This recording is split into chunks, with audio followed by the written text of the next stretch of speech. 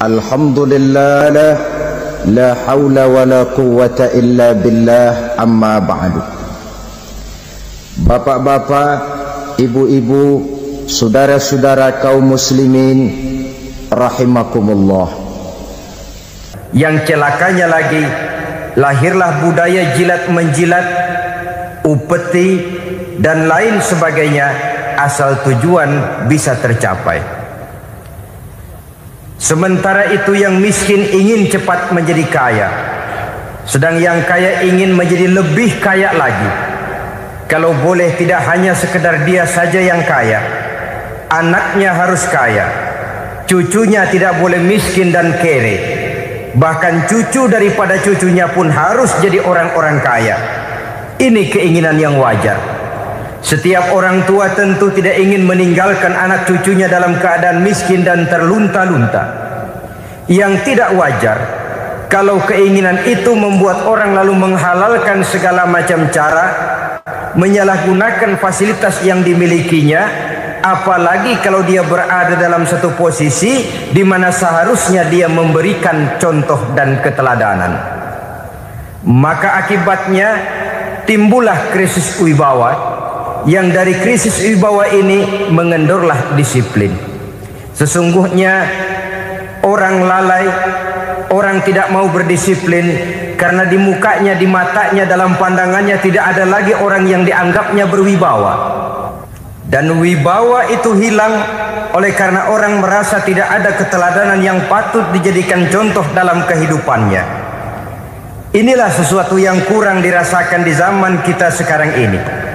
Bukan kurangnya teori, bukan kurangnya segala macam kaedah dan dalil, tetapi yang kita rasakan sekarang ini kurangnya contoh dan keteladanan dari orang-orang yang seharusnya memberikan contoh dan keteladanan itu.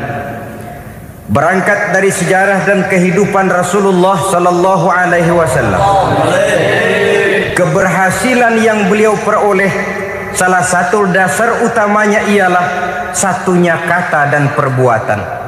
Tidak bermental ganda, tidak bermain minyak di atas air, tidak menggunting dalam lipatan.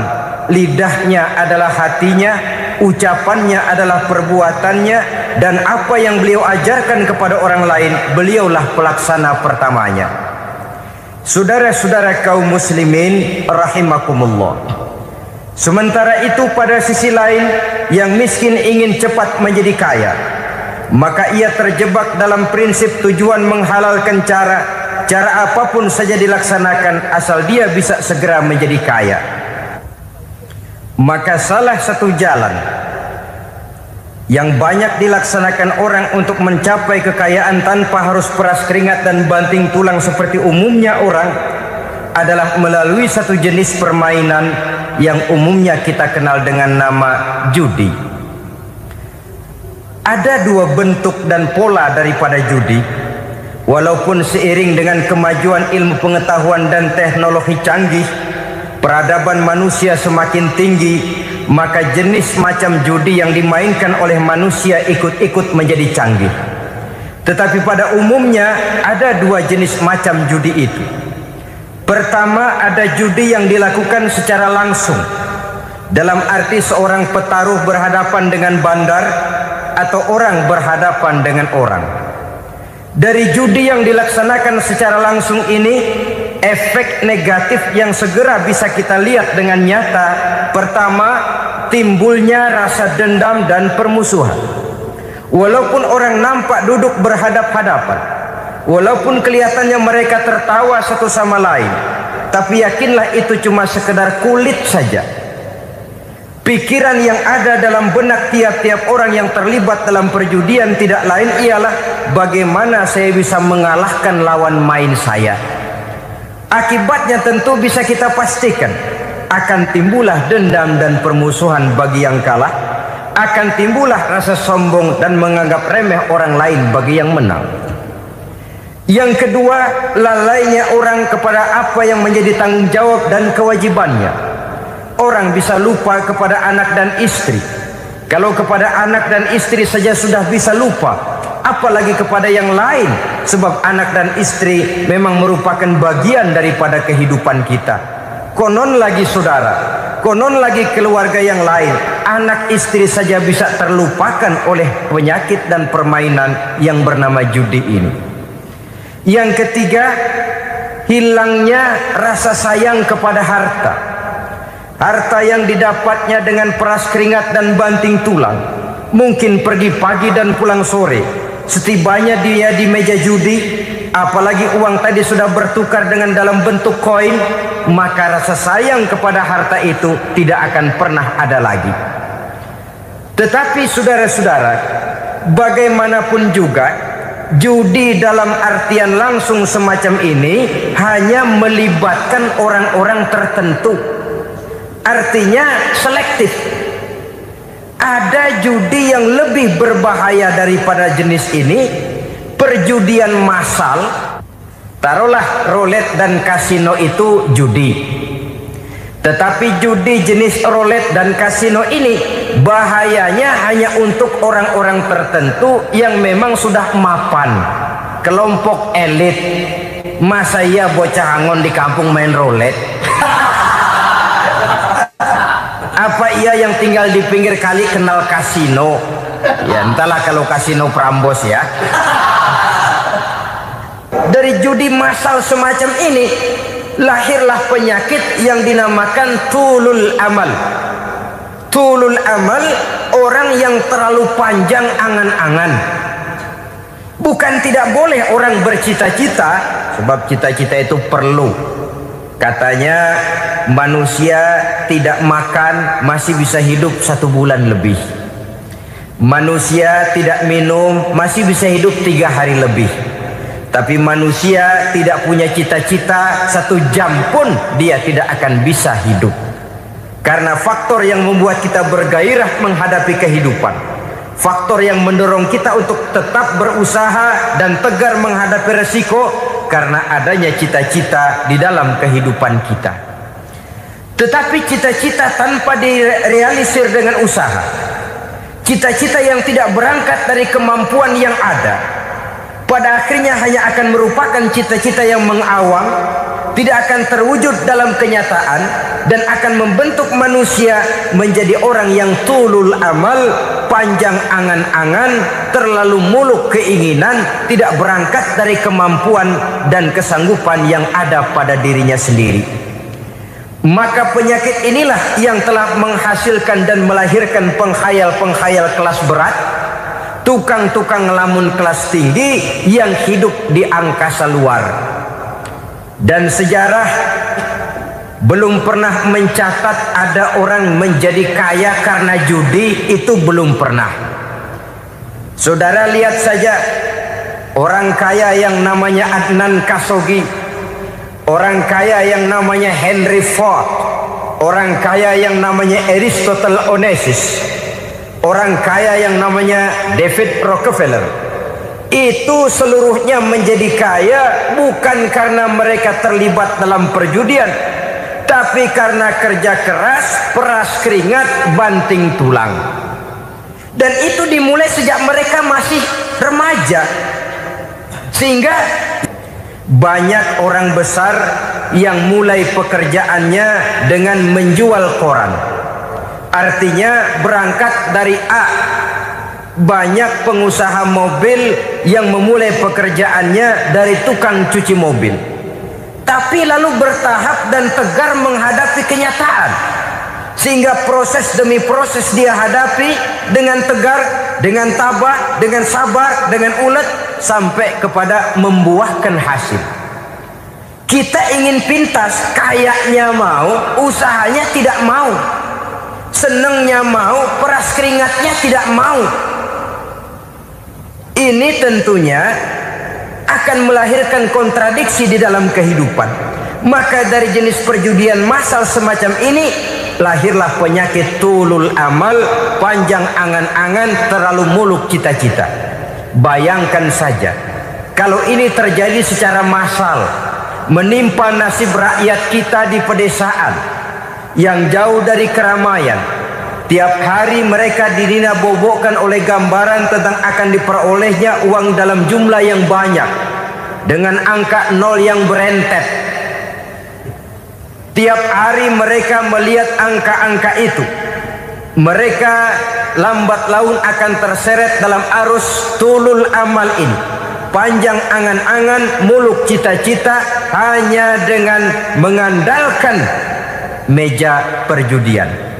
Akibatnya timbul penyakit yang kedua, yang ketiga, yaitu malas berusaha. Orang kalau sudah terlalu asik berkhayal, menghitung bintang di langit, malas berusaha.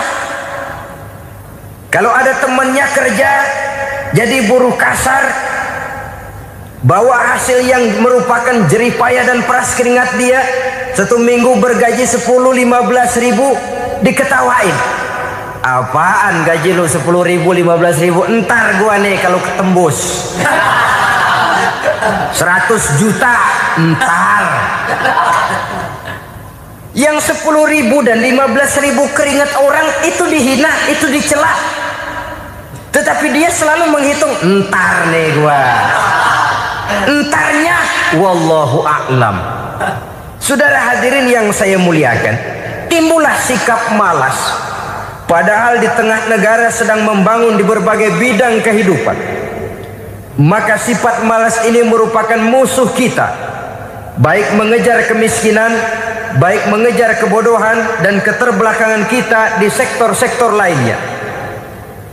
Alangkah akan terganggunya roda pembangunan di negara kita ini jikalau sebagian besar rakyat dihinggapi oleh penyakit malas, yang malas ini dilatar belakangi oleh penyakit tulul amal, terlalu muluk angan-angan, yang angan-angan ini dininabobokan oleh keinginan untuk mendapatkan untung yang besar tanpa peras keringat dan banting tulang.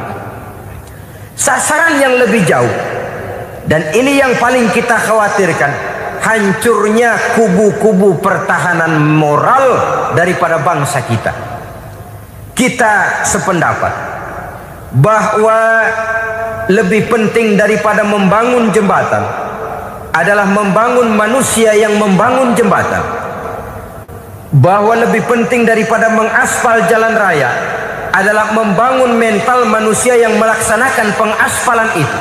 Dengan kata lain, membangun dan mempersiapkan manusia pembangunan. Tanpa itu, maka saya merasa khawatir kalau nanti kita tidak akan sampai kepada target yang kita harapkan oleh karena kandas di tengah jalan.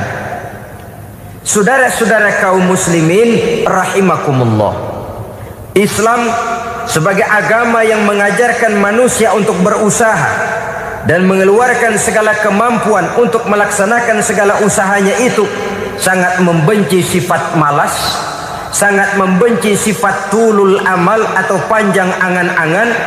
Dan oleh karena judi melahirkan dua sifat itu, Islam sangat menganjurkan pengikutnya untuk menjauhi segala macam jenis perjudian, baik yang terang-terangan maupun yang dilakukan secara samar-samar, tidak ketara, judi canggih sesuai dengan canggihnya teknologi daripada manusia itu sendiri.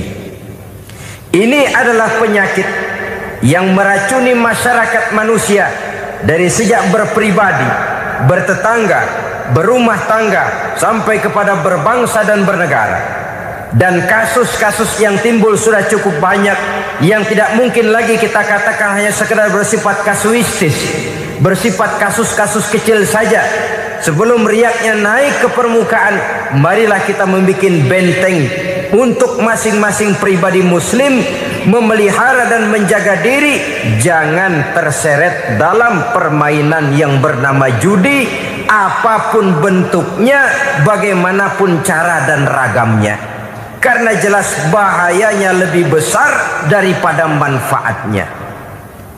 Taruhlah kita barangkali kemarin-marin hanyut dalam arus perjudian, tetapi hendaknya kita bisa mengambil pelajaran bahwa seorang mukmin adalah seorang yang apabila dia melakukan kesalahan, dia segera sadar, dijadikannya pelajaran untuk tidak diulanginya lagi pada masa-masa yang akan datang. Dengan sikap semacam itu, kita tidak lagi akan mengulangi kesalahan-kesalahan lama, dan grafik kehidupan kita dari hari ke hari akan makin menunjukkan hal-hal yang baik dan positif adanya. Saudara-saudara kaum muslimin rahimakumullah, kalau ABRI masuk desa, rakyat beruntung. Kalau jaksa masuk desa, rakyat bahagia.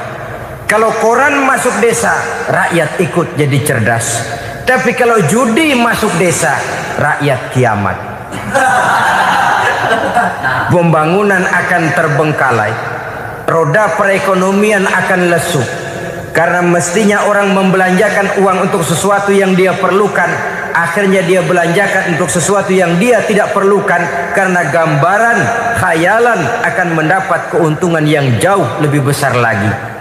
Padahal istilah orang-orang tua kita dulu, lebih baik makan singkong betulan daripada makan roti ngimpi.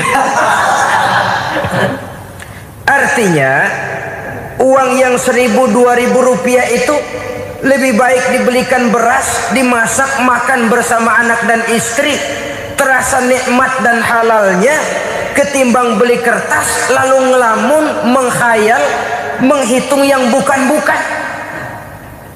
Itu kertas dibolak madep ulon, dibolak madep mudik, diputar sana, diputar sini, akhirnya palanya ikut muter. Kira-kira apa yang cocok?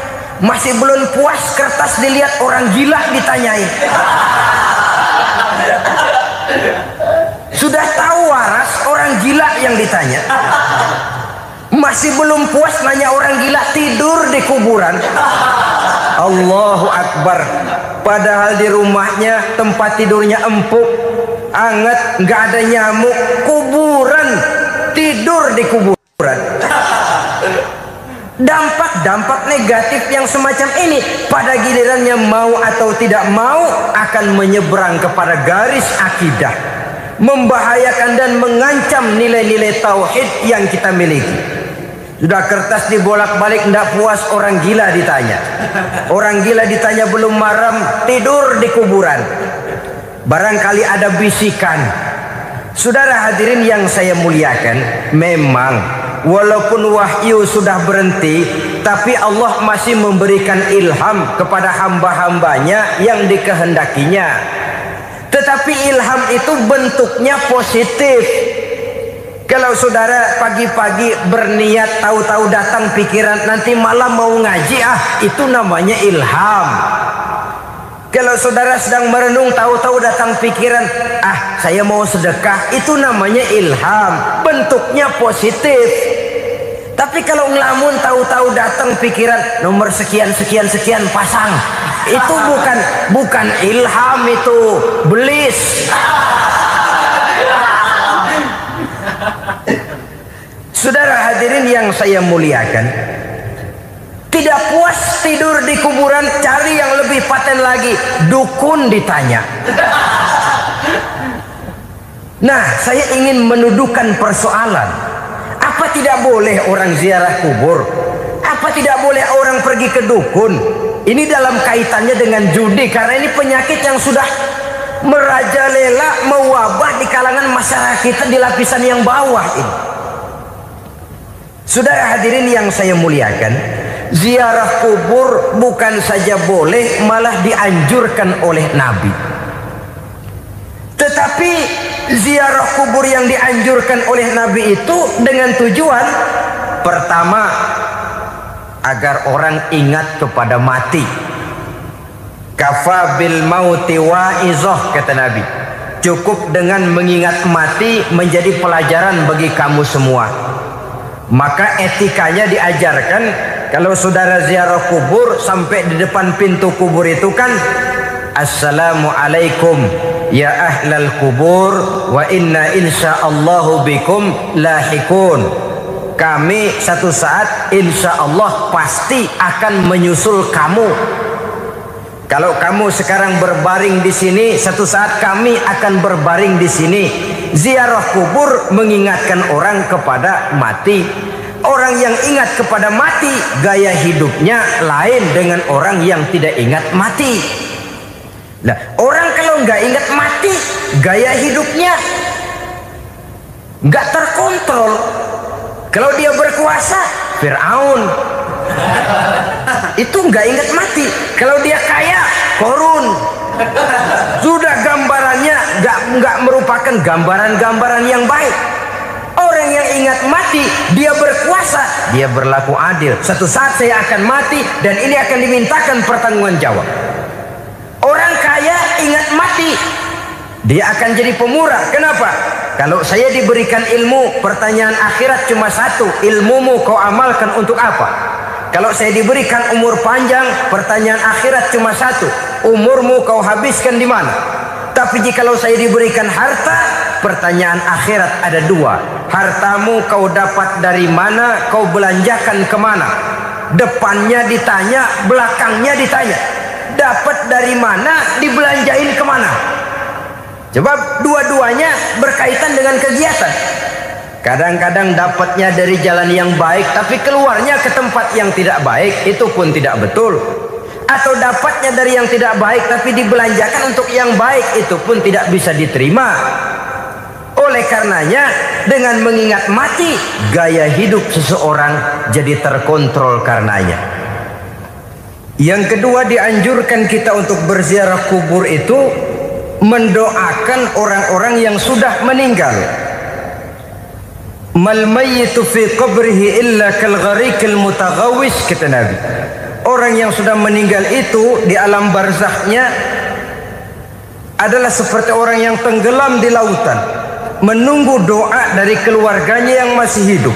Apakah itu anaknya, kemenakannya, cucunya, dan lain sebagainya. Adapun yang kalau kita ziarahi itu kuburnya orang-orang yang kita tahu merupakan orang soleh, orang yang berjiwa bersih, yang kita kenal ketakwaannya kepada Allah Subhanahu wa Ta'ala, tidak ada salahnya kita bertabarruk, asal jangan dengan satu keyakinan bahwa dia secara mandiri bisa mendoakan kita. Dia hanya bisa melakukan itu hanya dengan izin Allah. Nah, umumnya orang kalau sudah ziarah ke kubur-kubur keramat itu, Allahnya kelupaan. Itu yang dikhawatirkan merusak dan mengganggu akidah. Sehingga di awal-awal perkembangan Islam, Nabi pernah melarang orang ziarah kubur itu. Ini bisa kita simak dari hadis, kuntu nahaitukum an ziyaratil qabri fazuruha. Dahulu aku pernah melarang kamu untuk ziarah kubur. Adapun sekarang kalau mau ziarah, ziarahlah kamu. Kata-kata dulu aku pernah melarang kamu itu menggambarkan bahwa pada permulaan perkembangan Islam, nilai keimanan para sahabat masih rapuh, masih lemah, masih memerlukan pembinaan. Sehingga kalau mereka sering ke kubur, dikhawatirkan mereka minta kepada kubur. Nah, tetapi tatkala nilai keimanannya sudah mapan, sudah kuat, kata Rasul, fazuruha. Adapun sekarang kalau mau pergi berziarah, ziarahlah kamu.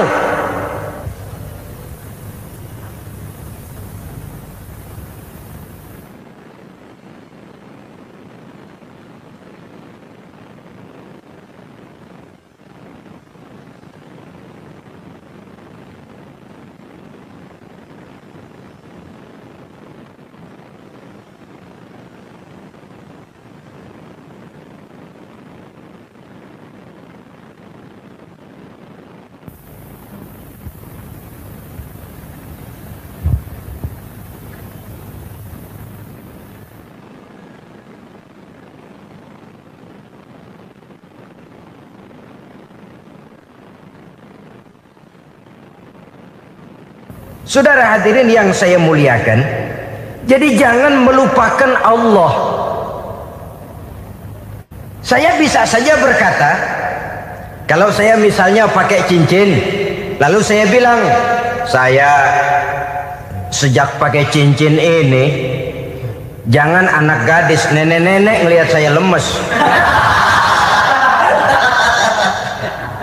Atau sejak pakai cincin ini dagangan laris bener. Cincin itu yang menggelincirkan akidah. Untuk tidak tergelincir, orang harus tidak melupakan Allah. Dia bisa berkata, alhamdulillah Allah memberikan keistimewaan kepada batu cincin saya. Batu cincinnya tidak apa-apa, Allah yang memberikan keistimewaan. Ini dalam bentuk yang langsung. Dalam bentuk yang tidak langsung kita bisa lihat, misalnya kalau petani ditanya, oh ini bisa panen besar ini rahasianya apa Pak? Oh, pupuk urea. Pupuk urea. Nah, Allah nomor 16. Seorang petani yang baik keimanannya, dia akan berkata, kami bisa panen besar karena izin Allah. Lah kalau pupuknya mah pakai pupuk urea, izin Allahnya dulu, baru kemudian pupuknya nyusul. Jadi sebenarnya bukan cuma pergi ke dukun yang bisa merusak keimanan, pergi ke dokter juga bisa loh merusak keimanan. Kalau berkeyakinan bahwa dokter itulah yang memberikan sembuh, kenapa akidah saudara tidak tergelincir karenanya? Dokter hanya memberikan obat dan resep, sembuh itu datangnya dari Allah. Ini yang diungkapkan lewat lisan Nabi Ibrahim alaihissalam, wa iza maridtu fahuwa yashfini. Apabila aku sakit, dialah Allah yang memberikan sembuh. Memberikan sembuh. Jangan juga menyalahartikan ayat ini. Ada ayat begini sakit terus nekat. Udah nggak usah berobat dah, memang penyakit dari Tuhan. Ntar waktunya baik ya baik dah. Udah ampek terus dah. Orang yang berobat saja belum tentu sembuh, apalagi yang tidak berobat.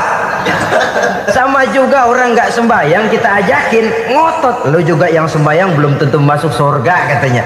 Lah yang sembahyang belum tentu masuk surga, bagaimana cengoran lu yang nggak sembahyang?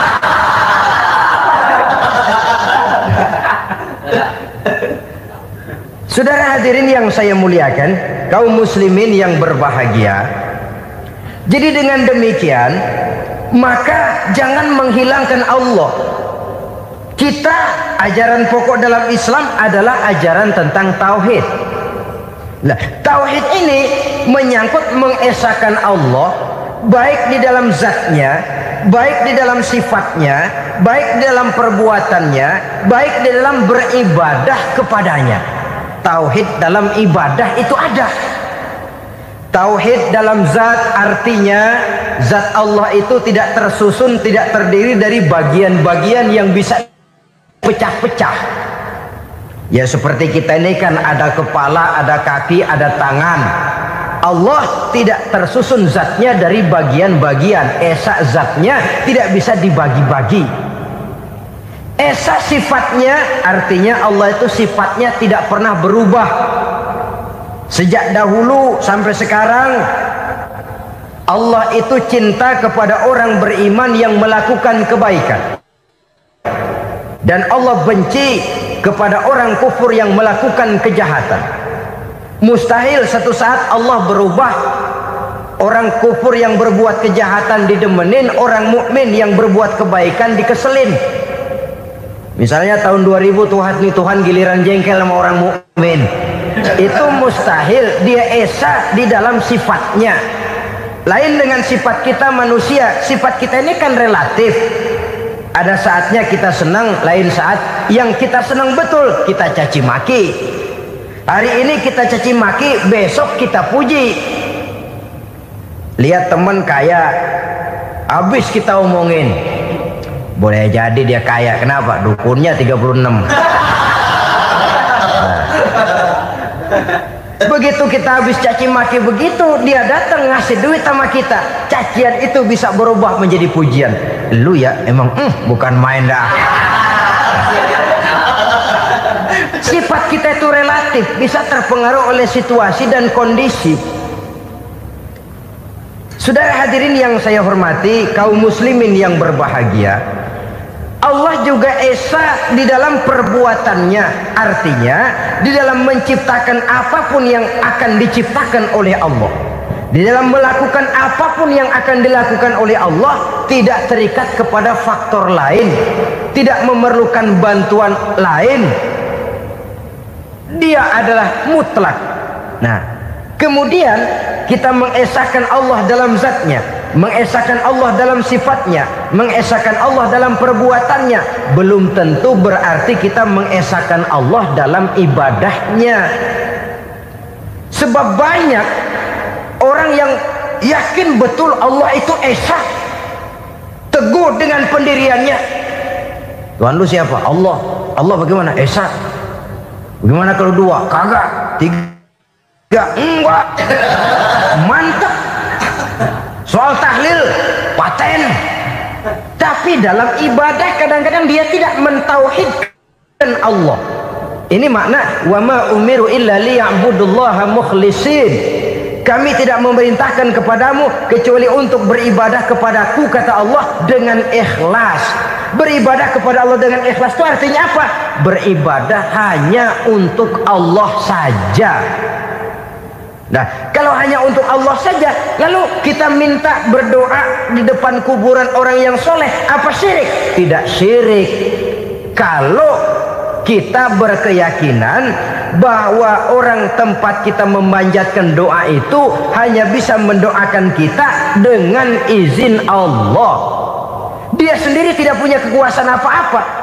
Tanpa izin Allah dia tidak bisa berbuat apa-apa. Itu tidak menyebabkan orang menjadi syirik. Sama saja dengan kalau saya berkata tadi, alhamdulillah Allah telah memberikan keistimewaan kepada batu cincin saya. Apa salahnya Allah memberikan keistimewaan kepada benda-benda mati? Allah memberikan keistimewaan kepada Hajar Aswad, benda mati. Allah memberikan keistimewaan kepada Masjidil Haram, benda mati. Allah memberikan keistimewaan kepada Ka'bah, benda mati. Orang tawaf keliling Ka'bah, sembahyang di Masjidil Haram, sujud menghadap kepada Ka'bah, apakah jadi syirik? Tidak, kita menyembah Ka'bahnya, kita menyembah yang punya Ka'bah itu. Nah, di sini kita lihat bahwa fungsi Ka'bah hanya merupakan wasilah. Tapi kalau Allahnya kita hilangkan, jadilah kita penyembah batu. Hanya saja batu itu berbentuk 4 bernama Ka'bah. Sa'i, orang yang melaksanakan haji, lari-lari antara Safa dan Marwah, amalan apa itu? Seakan-akan kita menghormati bukit-bukit, gunung-gunung. Tapi bukan itu yang kita tuju dalam pelaksanaan sa'i itu. Yang kita tuju adalah ini perintah Allah. Allahnya yang diutamakan. Maka hal semacam ini tidak menyebabkan orang menjadi syirik dan tergelincir dari tauhid. Tapi kalau ziarah kubur dengan niat cari buntutan, nomor yang cocok, ini niatnya saja sudah salah. Nah, kalau berangkat dengan niat yang salah, sampai di sana saya yakin seyakin-yakinnya amalannya pasti salah. Lah, kubur yang diziarahin bukan kubur orang soleh. Ya mana ada orang soleh ngasih kode buntut. Ada juga orang salah.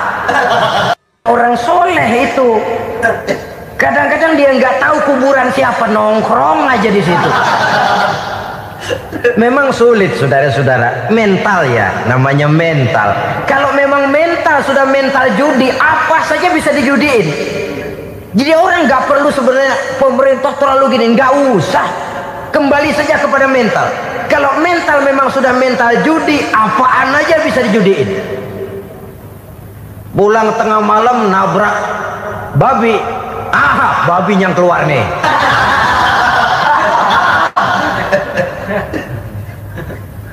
Mobil lewat nomornya bisa dijudiin. Bajai lewat bajai bisa dijudiin. Mental. Kalau memang mental sudah mental judi, apapun saja bisa dijudikan. Saudara hadirin yang saya muliakan, lalu bagaimana dengan dukun? Ya, saudara hadirin, pergi ke dukun hakikatnya sama dengan pergi ke dokter. Orang berusaha melaksanakan yang namanya syariat, hakikatnya kembalikan kepada Allah. Syariatnya kita laksanakan. Tetapi, nah ini tetapi yang pertama, saudara harus tahu betul dukunnya itu bayang apa enggak, agamanya kuat apa enggak, Sebab ya tentu tidak ada dukun yang jelek, karena pada umumnya penyakit dukun itu kan nyohor, iklan lewat koleha-kolehanya. Kita bisul kecil datang, kita dukun, ah ini si kecil kemarin bisul kayak kelapa 5 menit baik. 5 menit padahal kemarin kagak ada yang datang. Diolah sedemikian rupa supaya orang mantap. Jadi jangan asal sembarangan.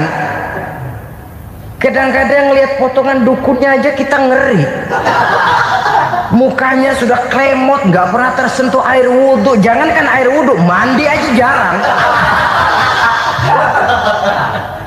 Yang kayak begini yang dipegang mati-matian, yang dipercayai habis-habisan, akan kita kemanakan tauhid kita ini? Apalagi kalau perginya sudah dengan niat mencari nomor yang jitu.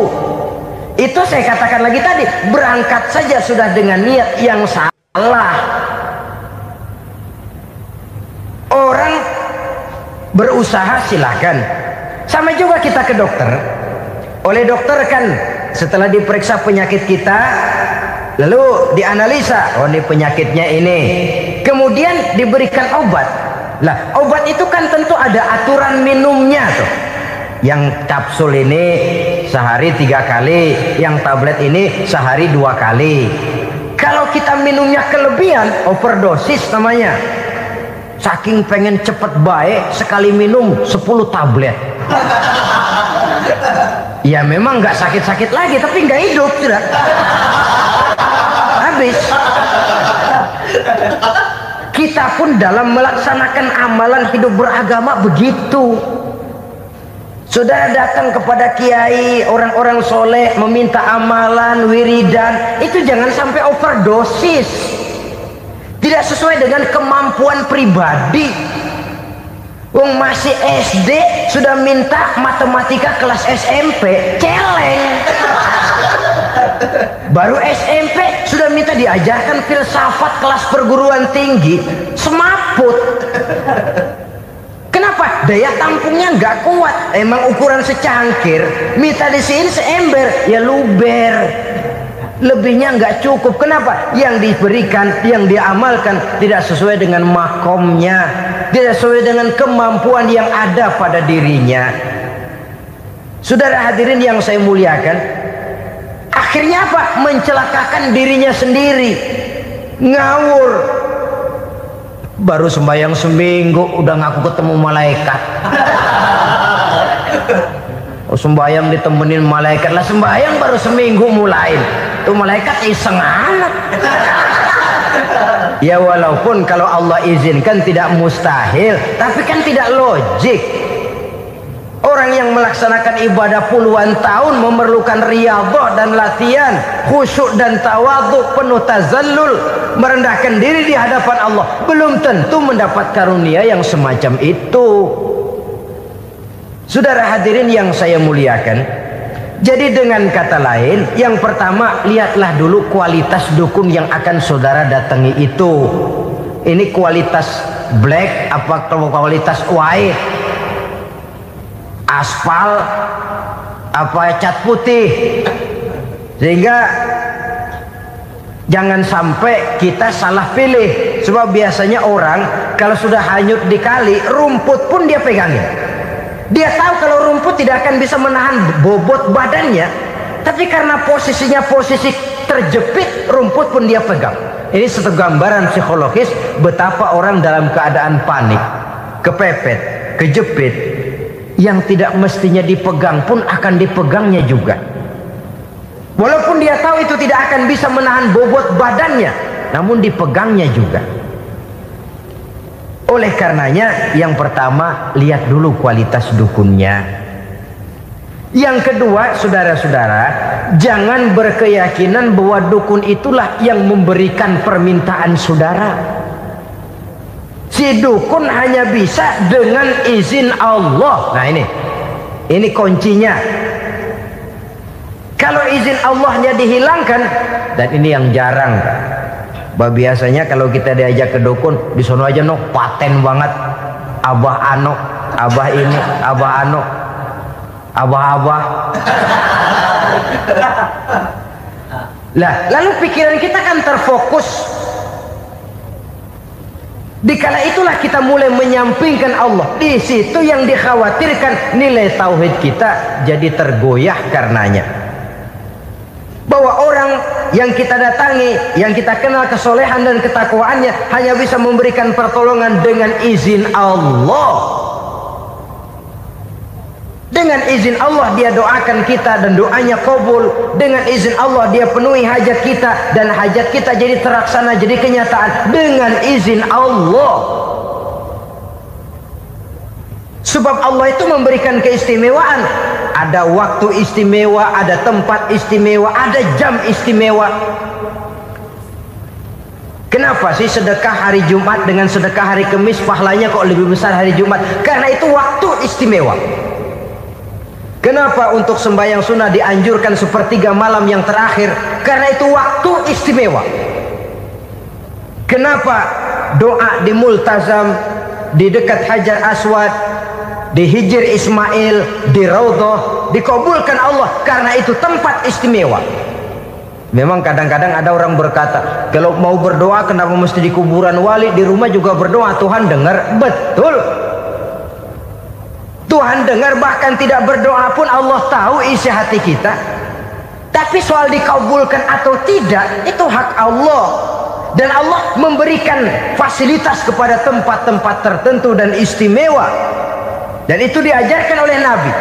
Di Raudhah perbanyak doa. Kenapa? Itu tempat yang mustajabah. Artinya Allah memberikan keistimewaan kepada tempat-tempat tertentu. Dalam konteksnya dengan ini, makom para aulia, para wali, para ulama soleh, tidak ada salahnya kita berdoa di sana, bertawassul, bukan meminta kepada si kiai, bukan meminta kepada si ulama, bukan meminta kepada si wali, meminta kepada Allah melalui tempat yang orangnya kita yakin dekat dengan Allah. Walaupun Allah tidak memerlukan perantara, itu jelas. Allah tidak memerlukan calo, memang. Tapi Allah menyediakan waktu dan tempat-tempat istimewa. Itu harus kita manfaatkan untuk mendekatkan diri dan berdoa kepadanya. Saudara-saudara kaum muslimin rahimakumullah, saya kembali dalam konteksnya dengan dukun yang akhir-akhir ini jadi populer karena merajalelanya judi sampai kepada desa-desa, pedesaan-pedesaan terpencil, yang akibatnya menjauhkan orang dari nilai tauhid. Padahal benar kalau orang berkata kadzabal munajjimun walau sodaku, tukang-tukang ramal itu bohong walaupun benar. Kalaupun betul, kebetulan. Itu maksudnya bohong walaupun betul, betulnya betul kebetulan. Maka para remaja itu biasanya gemar kepada membaca bintang Anda minggu ini, kan begitu toh? Nah, apa Aries, apa Virgo, apa Leo dan sebagainya, dan itu memang menarik untuk dibaca. Rezeki sebelah kulon, asmara anget. Saudara hadirin, hal yang semacam ini boleh saja untuk dibaca, tapi tidak untuk diyakini kebenarannya. Boleh saja untuk dibaca, tapi tidak untuk diyakini kebenarannya. Karena meyakini kebenarannya sama saja dengan mendahului Allah. Dan itu bisa menggelincirkan nilai-nilai tauhid kita.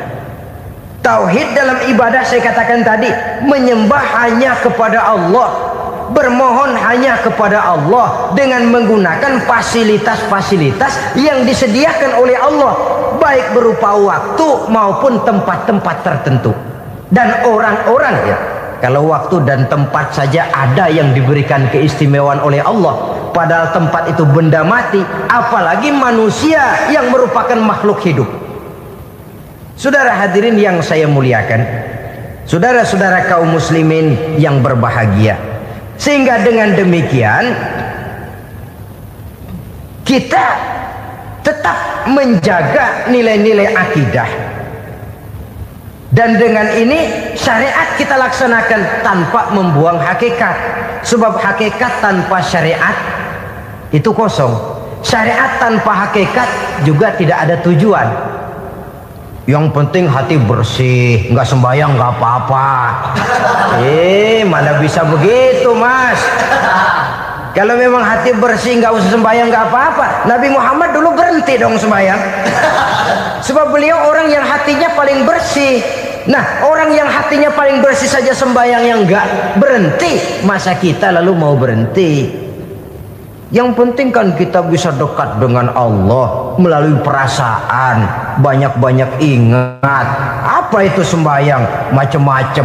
Itu hakikat saja tanpa syariat ya tidak bisa. Syariat saja tanpa hakikat juga gerak lahir yang tanpa roh namanya. Kita melakukan sholat tapi kita tidak tahu untuk apa kita sholat dan kenapa kita sholat dan siapa yang kita sembah di dalam kita sholat.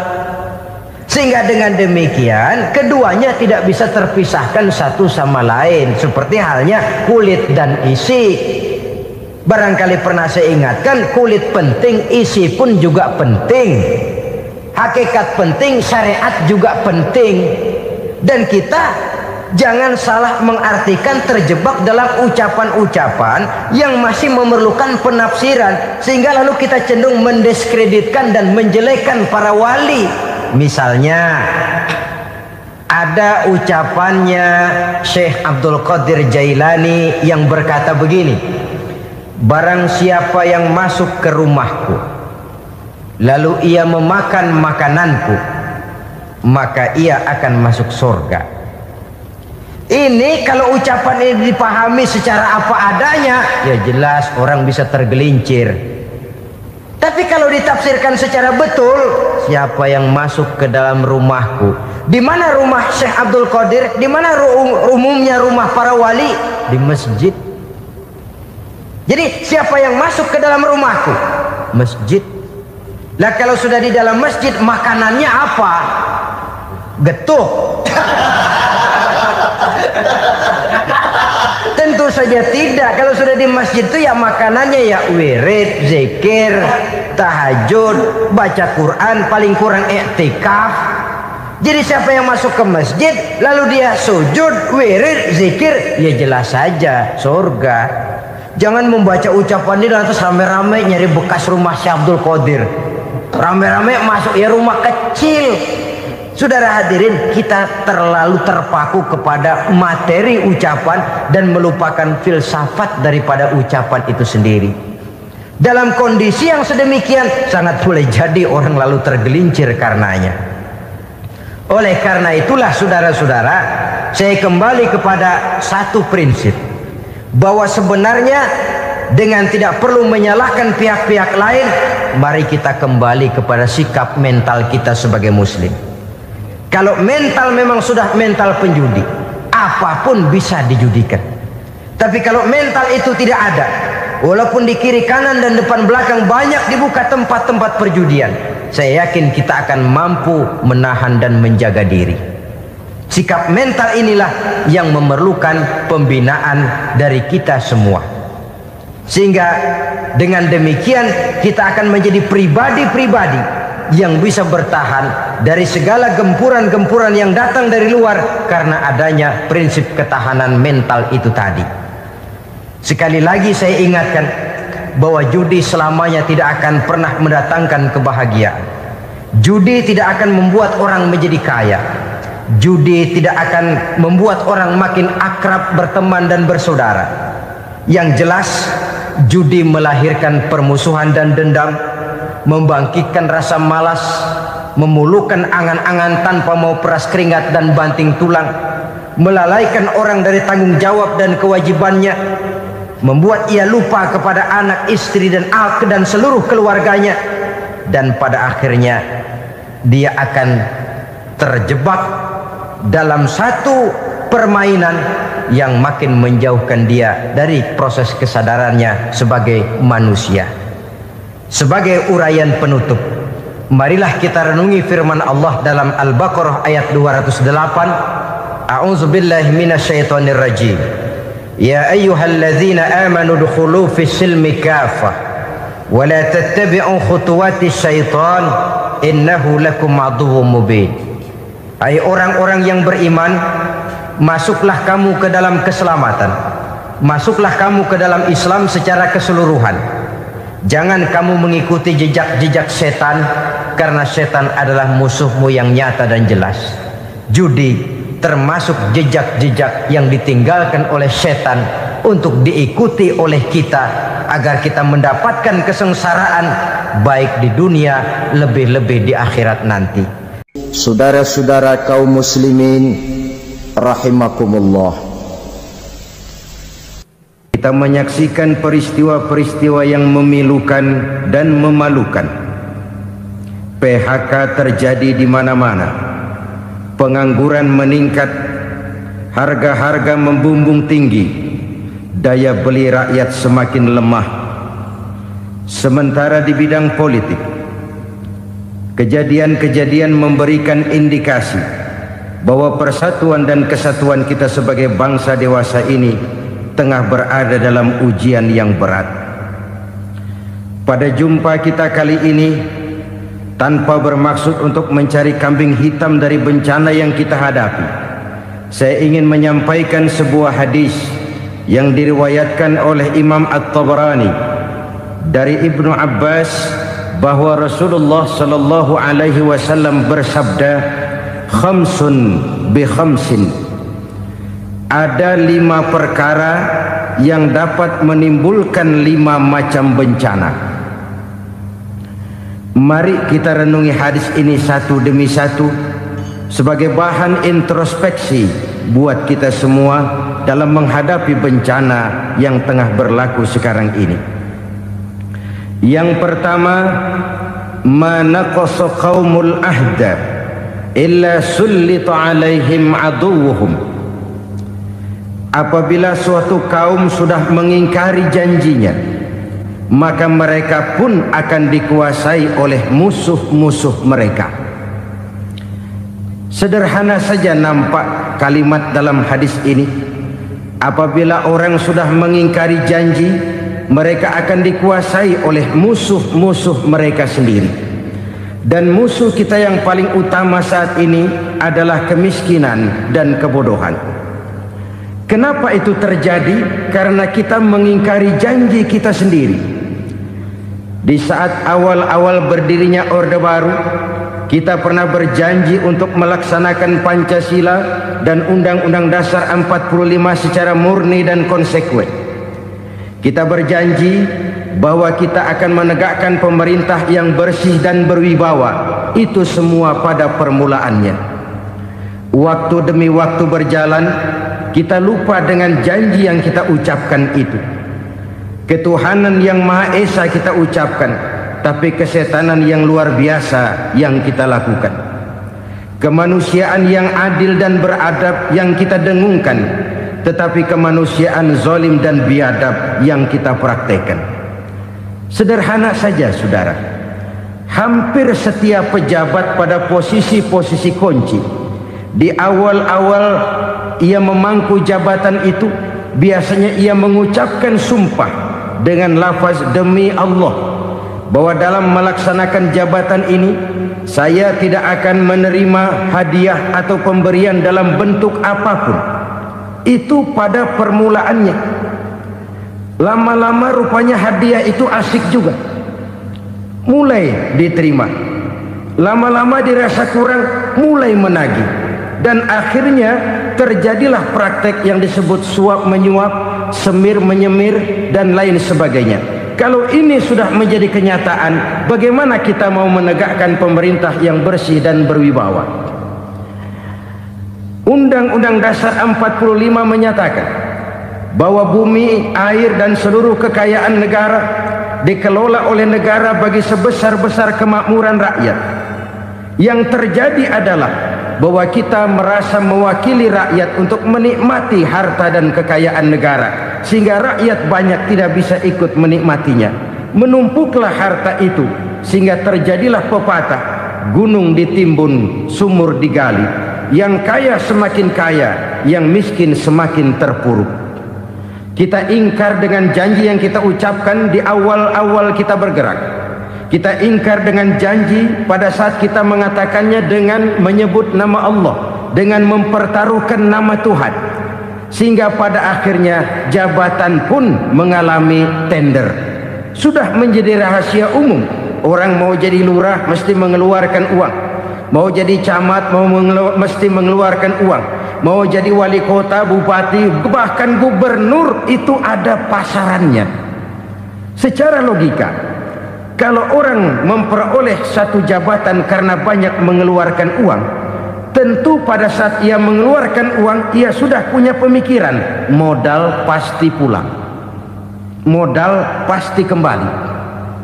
Kalau orang memperoleh suatu jabatan karena banyak mengeluarkan uang, maka langkah pertama yang dia lakukan setelah memangku jabatan itu ialah bagaimana uang bisa kembali, bagaimana modal bisa pulang. Kalau modal sudah pulang, pikiran berikutnya bagaimana supaya dapat untung.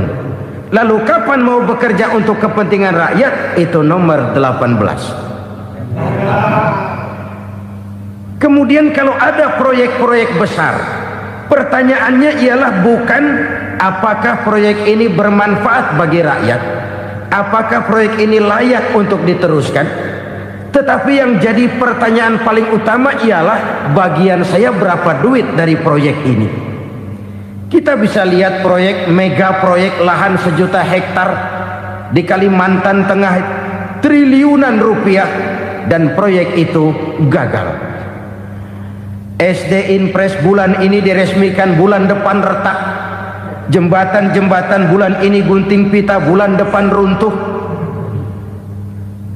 Kita ingkar dengan janji. Kita berkata kita bekerja untuk kepentingan rakyat, tapi kita tidak pernah mengenal rakyat itu. Apabila suatu kaum sudah mulai mengingkari janji, maka mereka akan dikuasai oleh musuh-musuh mereka. Akibatnya tersusunlah barisan-barisan sakit hati yang makin lama makin menjadi bola salju, menggelinding membesar, dan kemudian terjadilah hal-hal yang tidak kita inginkan lagi. Apabila suatu kaum sudah mengingkari janji, maka mereka akan dikuasai oleh musuh-musuh mereka. Ini penyebab bencana yang pertama. Kita tidak konsekuen. Tadinya kita dengan lantang teriak-teriak berantas korupsi, ganyang korupsi. Pada waktu kita belum mendapat kesempatan. Setelah kita naik punya kesempatan, rupanya korupsi enak juga dirasa.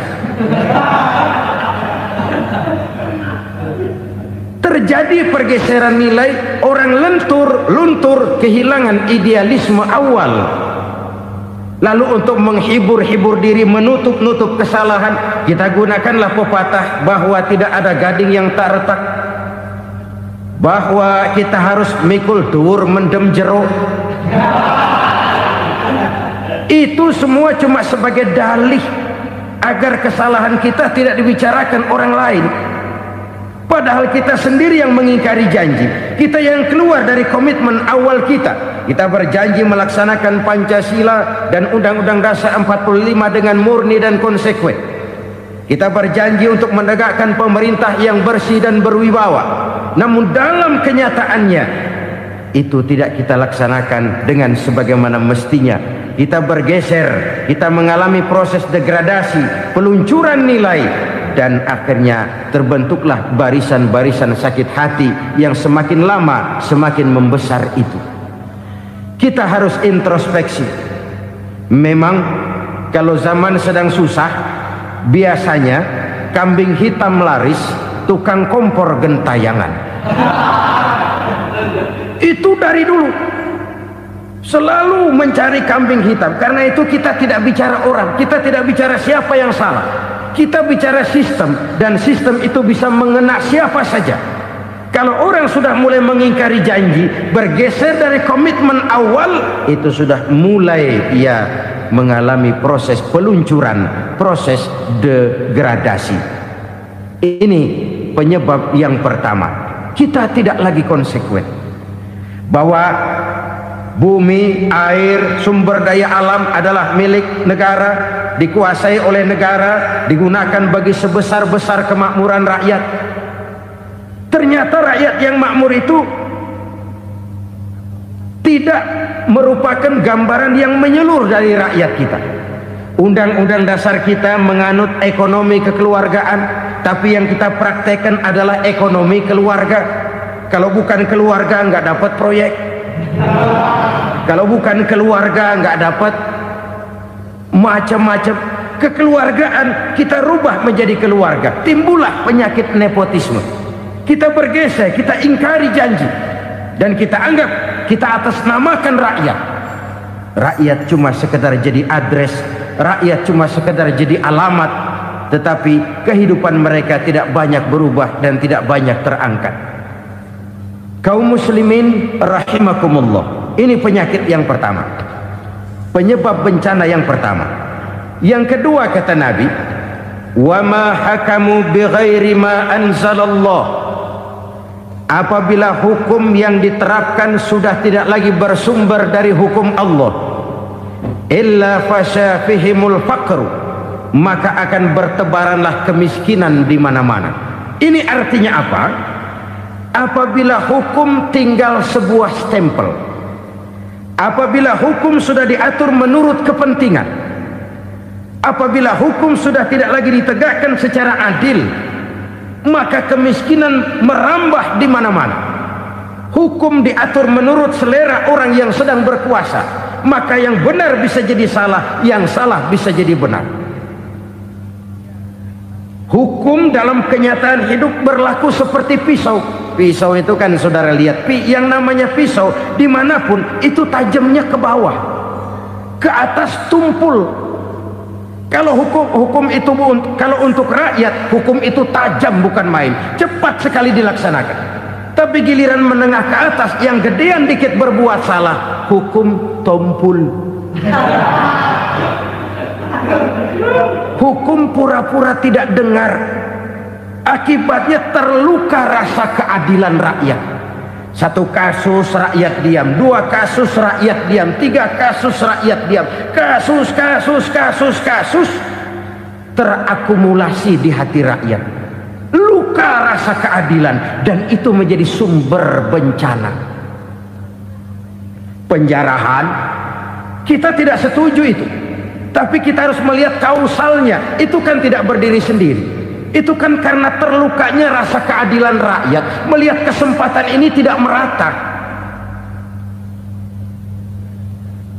Kalau rakyat ini yang ngajukan kredit ke bank, walaupun jumlahnya cuma jutaan, ratusan ribu, susahnya 17 setan.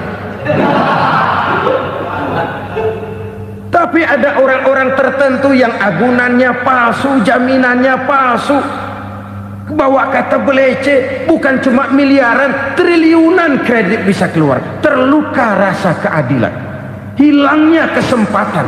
Rakyat cuma dapat kesempitan, jarang dapat kesempatan.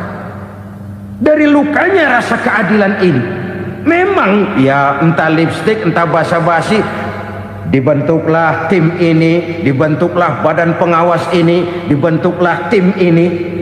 Kalau membentur tahu, hancur tahu. Tapi kalau tim yang dibentuk membentur karang, bukan karangnya yang hancur biasanya, timnya yang bubar. Kenapa? Yang dibentur batu karang yang sangat keras. Kita main-main dengan hukum, kita tidak konsekuen dengan hukum, luka rasa keadilan, dan itu terakumulasi. Edi Tamsil, rakyat tahu, terakumulasi, menguap begitu saja. Kasus-kasus lain rakyat tahu, menguap begitu saja. Ketidakadilan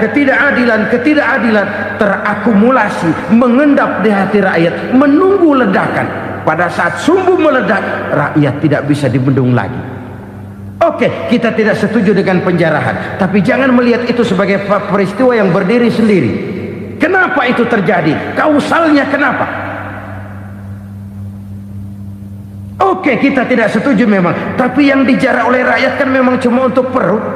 Yang dijarahkan beras, yang dijarahkan televisi, yang dijarahkan kulkas yang masih bisa dihitung. yang memang real untuk kebutuhan rakyat. Penjara-penjara berdasi kepala botak yang menguras uang rakyat habis-habisan, enak saja melenggang dalam kehidupan ini. Makin terluka rasa keadilan rakyat. Apabila hukum yang diterapkan sudah menyimpang dari keadilan yang diajarkan Allah, fasyafihimul fakru, bertebaranlah kemiskinan. Aneh, memalukan, memilukan.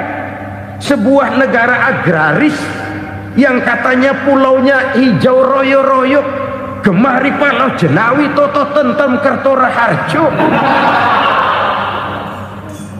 yang tahun 93 pernah mendapat penghargaan dari FAO, Badan Pangan Sedunia, sebagai negara yang berhasil dalam swasembada pangan.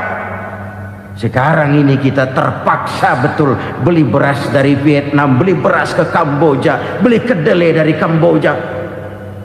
Kenapa? Lahan sawah kita habis ditanami pabrik.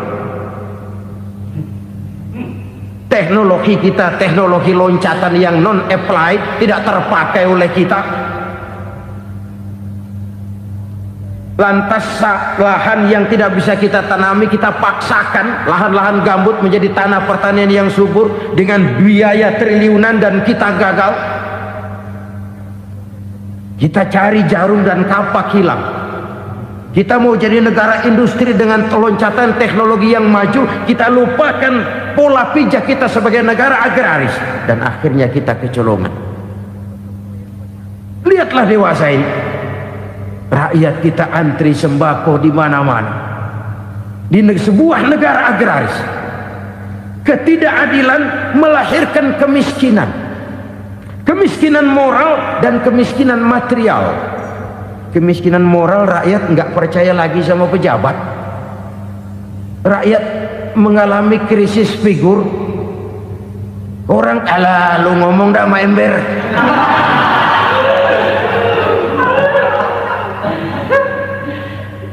Penataran yang menghabiskan biaya miliaran itu melahirkan pejabat-pejabat korup. Pengawasan yang menghabiskan biaya miliaran itu ternyata impoten, mandul. Kemiskinan moral.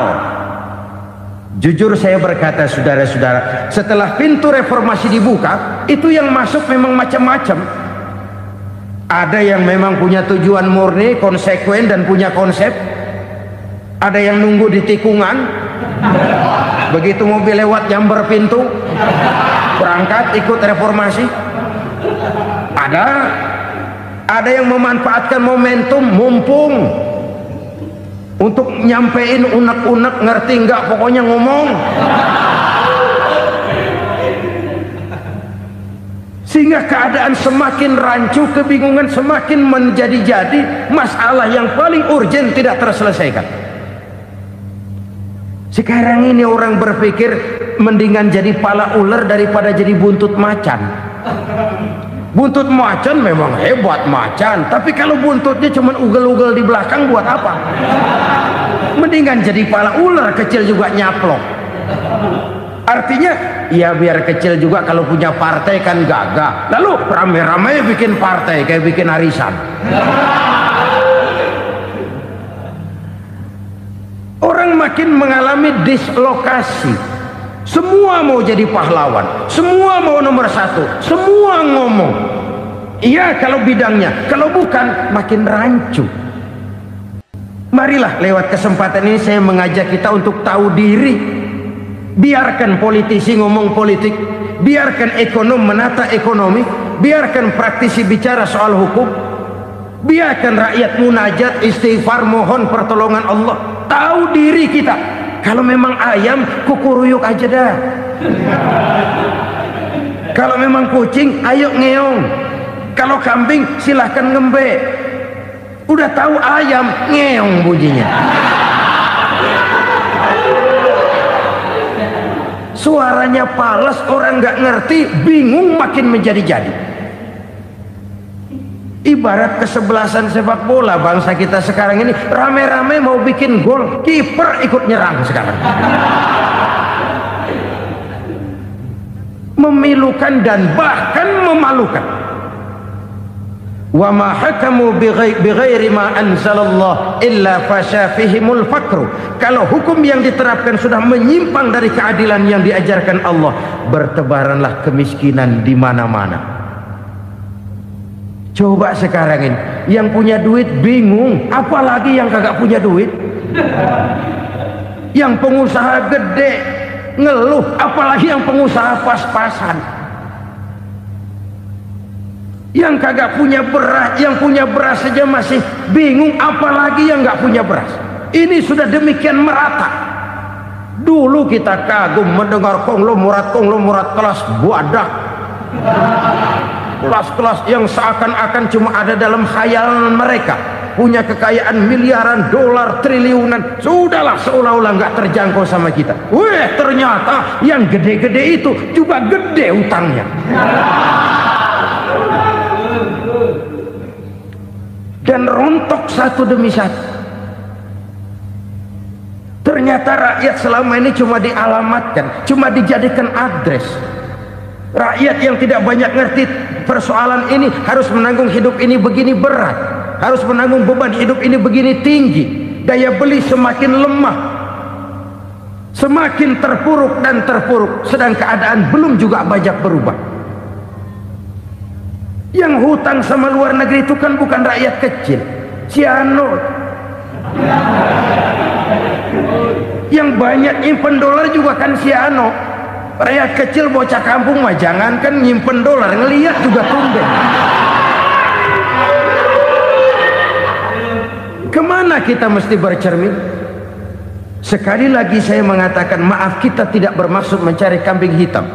Karena itu kita tidak bicara orang, kita bicara sistem, kita bicara keadaan. Beginilah yang dikatakan Nabi, penyebab timbulnya bencana, hukum yang ditegakkan tidak lagi berorientasi kepada keadilan, tapi berorientasi kepada kepentingan.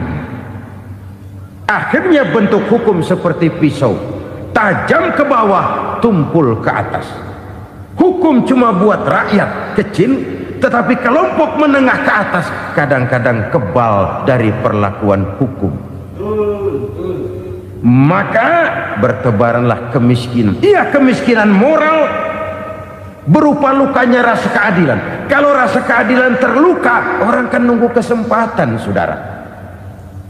Iya, dia nggak bisa ngomong, iya, dia nggak sanggup action, iya, dia nggak bisa tunjuk rasa, tapi hatinya kan, kapan ada kesempatan, kapan ada waktu, tunggu. Hatinya mesti begitu. Sehingga begitu ada kesempatan, terjadilah hal-hal yang tidak terhindarkan. Dan itu ekses, bukan reformasi. Jangan seperti sebuah dialog saya dengan seorang abang beca. Saya bertanya, bang, iya, abang tahu nggak reformasi? Tahu, Ustaz. Apa? Pembakaran. Terus penjarahan, lalu perkosaan. Itu reformasi. Itu yang saya lihat. Nah, itu yang dia lihat. Saya tentu tidak menyalahkan abang beca kita, karena memang itu yang dia lihat dan sejauh itu wawasannya. Tapi ini indikasi bahwa banyak rakyat kita yang belum bisa menggunakan kebebasan secara bertanggung jawab. Padahal kebebasan tanpa tanggung jawab tirani. Sebuah contoh gampang-gampangan.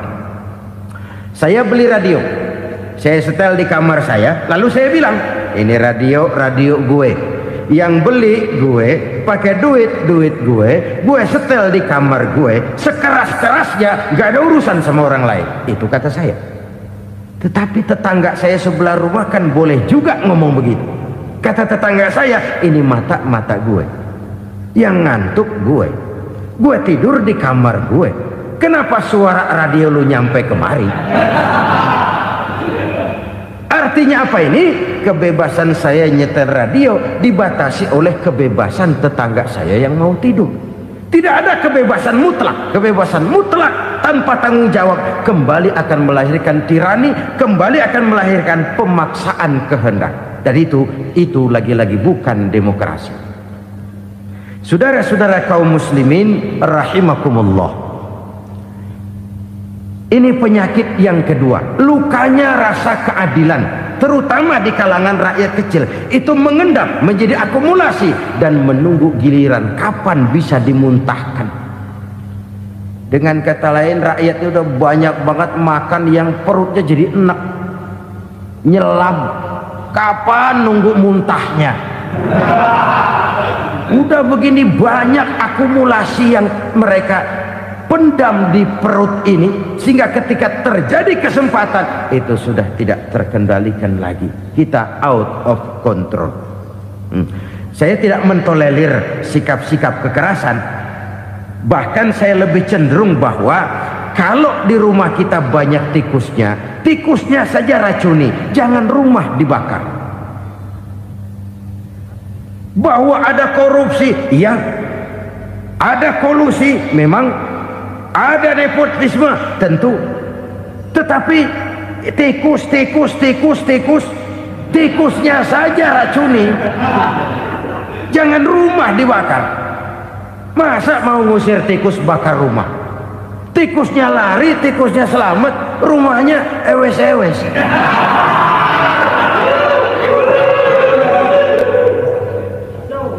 Tikus selamat, rumah nggak punya, masalah nggak terselesaikan dengan sebagaimana yang kita harapkan. Kita sepakat ini negara hukum, dan di hadapan hukum semua manusia itu sama. Itu prinsip yang diajarkan Allah. Al-musawat bainan nas fi takalifil ahkam. Semua manusia sama dalam berhadapan dekat dengan hukum Allah Subhanahu wa taala. Kalau hukum sudah pandang bulu, itu jelas yang enak yang banyak bulunya. Siapa yang banyak bulunya? Monyet. Kalau hukum pandang bulu, monyet keenakan. Saudara-saudara kaum muslimin rahimakumullah, introspeksi. Mari kita bercermin bagaimana perjalanan hukum selama ini.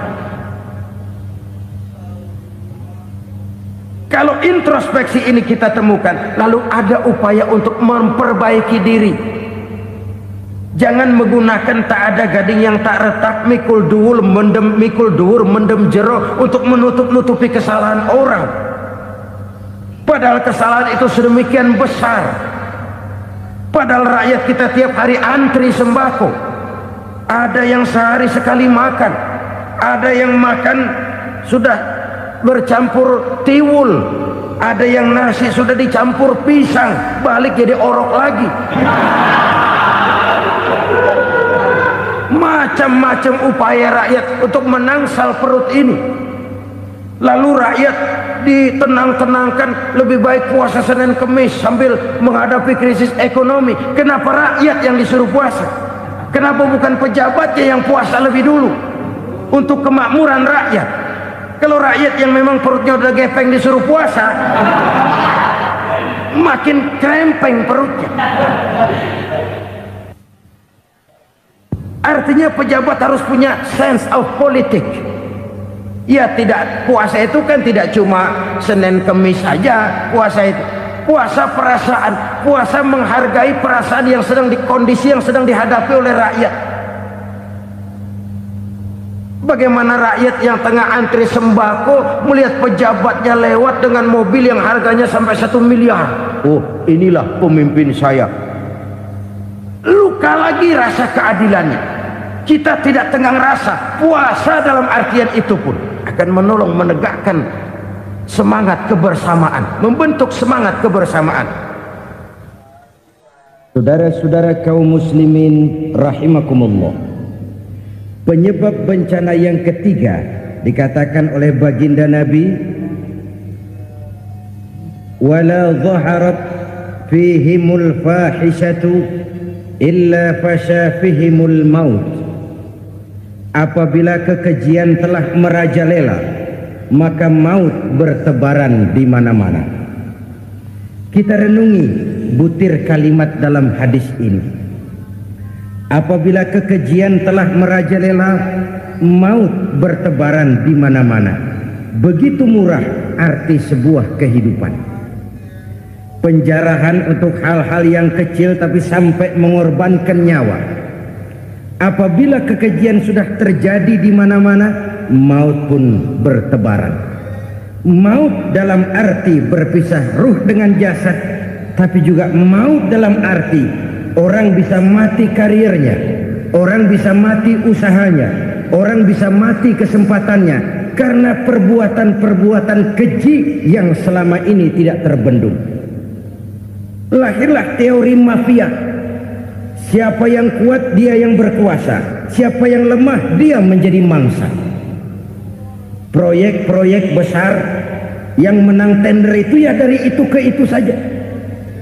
Yang pengusaha-pengusaha tidak punya koleksi, koneksi, tidak bisa bayar komisi, dapat proyek tetelan. Ada dagingnya, dikit namanya juga tetelan. Dagingnya sudah habis disantap oleh meja. Sekian puluh meja dilalui, sekian puluh amplop dikeluarkan. Sehingga yang akhirnya ya tinggal tetelan itu tadi. Maka kualitas pekerjaan pun sudah bukan lagi jadi masalah. Demikianlah mafia-mafia ini bermunculan di mana-mana. Di pengadilan terkenallah mafia pengadilan. Hukum bisa dibeli, hukum bisa dipesan menurut kebutuhan sponsor. Mafia peradilan, mafia politik, mafia ekonomi, bahkan mafia agama yang menggunakan agama sebagai kedok, menggunakan agama sebagai dalih, menggunakan agama sebagai topeng untuk melancarkan maksud-maksud politiknya pun tidak tertutup kemungkinan. Apabila kekejian telah merajalela, maut bertebaran di mana-mana. Korupsi, kolusi, nepotisme itu bagian dari kekejian. Kita selama ini kalau mendengar maksiat, itu yang terbayang cuma judi, mabuk, zina. Iya itu maksiat. Tapi korupsi, kolusi, nepotisme itu juga maksiat dalam bentuk lain. Kalau ini sudah bertebaran, maka maut terjadi di mana-mana. Jangan bayangkan cuma mati orangnya, itu sih kewajiban. Yang menyakitkan itu orangnya masih hidup tapi dibikin mati, karirnya mati. Kenapa? Karena yang diperlukan bukan cuma orang pinter tapi orang taat. Biar pinter, kalau nggak taat minggir. Biar bodoh, kalau taat bisa nyenangin atasan, bisa nyemir, nyemur. Kumaha juragan wae ayo nama.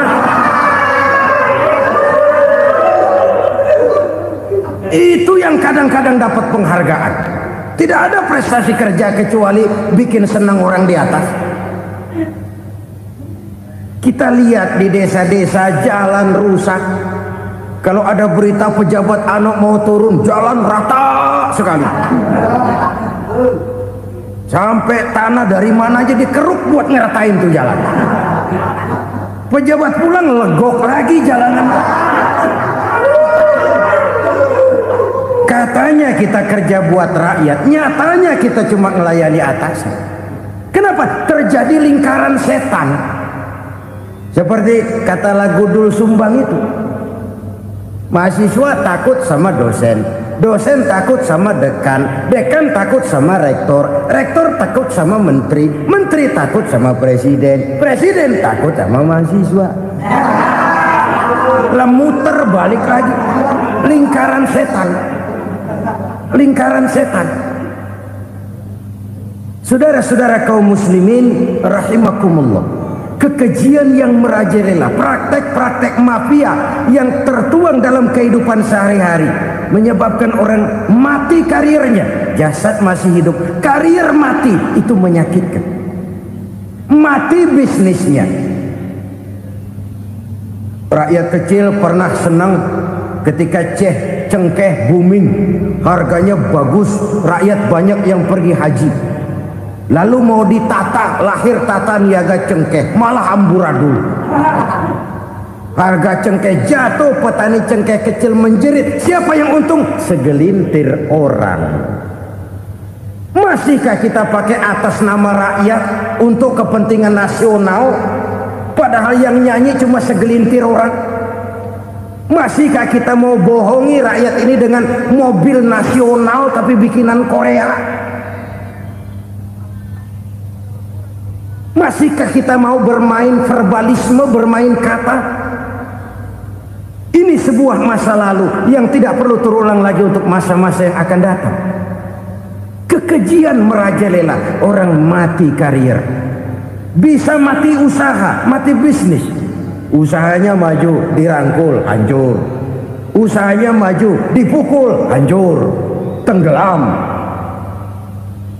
Bahkan yang memilukan dan memalukan badan-badan usaha milik negara itu dikebiri sedemikian rupa sehingga tidak menghasilkan hal-hal yang bermanfaat buat negara. Saudara-saudara kaum muslimin rahimakumullah, kalau nafsu yang sudah mengatur itu semua, maka kekejian pun merajalela. Orang sudah pakai teori mafia, yang kuat dia yang menang, yang kuat dia yang berkuasa, yang lemah silakan minggir di sudut-sudut kehidupan.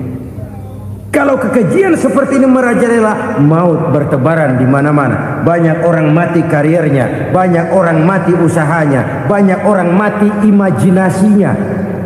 Sekarang ini dalam dunia seni yang banyak karyawan seni, bukan seniman. Seniman itu kan dilahirkan, lain seniman, lain karyawan seni. Sekarang yang banyak karyawan seni, bukan seniman. Mati karier, mati imajinasi, mati improvisasi, sehingga kehidupan persis sinetron. Sinetron itu yang kita lihat rumah mewah, yang kita lihat rumah bagus. Gak pernah kita lihat di sinetron kita ini rakyat antri sembako. Kita dijejali hal-hal yang indah, yang wah, yang membuat kita tenggelam dalam gaya hidup instan, tenggelam dalam gaya hidup wah. Kita lupa dengan realitas keseharian di tengah-tengah masyarakat kita. Lahirlah kelompok-kelompok selebritis, dibesarkan oleh berbagai media. Selebritis pilek aja masuk koran, pilek.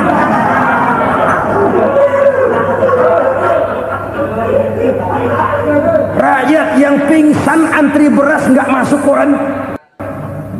Rakyat yang semaput antri minyak nggak masuk koran. Selebritis panok masuk koran.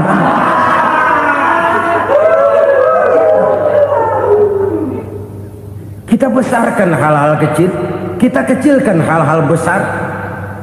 Karena apa? Kita mengejar oplah, kita profit oriented, tidak lagi berorientasi kepada realitas hidup yang kita hadapi ini. Kalau kekejian sudah merajalela, kata Nabi, maka maut bertebaran di mana-mana. Maut dalam artian maut, coba lihat sekarang begitu murah nyawa. Karena 1000 perak orang mau nusuk bunuh. Karena beras seliter orang khilaf, begitu murah kehidupan. Tapi kekejian dalam bentuk korupsi, kolusi, nepotisme, kekejian dalam bentuk itu mematikan karier, mematikan bisnis, mematikan imajinasi, mematikan kreativitas. Itu juga maut dalam bentuk lain akibat kekejaman lain. Ini penyebab yang ketiga. Yang keempat, penyebab bencana menurut baginda Rasul, wala tuffiful mikyala illa muni'un nabat. Apabila timbangan sudah dicurangi, maka tercegahlah tumbuh-tumbuhan. Apabila timbangan sudah mulai curang, maka terjadilah musim paceklik. Apabila bisnis sudah bergaya mafia tadi itu, kecurangan-kecurangan terjadi, tender di balik pintu, yang dimenangkan cuma kelompok-kelompok yang bisa memberikan presentasi yang besar, muni'un nabat, terjadilah paceklik. paceklik, panen gagal, wereng ya wereng, kemarau panjang it's okay, air sulit iya, tetapi kan semua itu ada yang ngatur.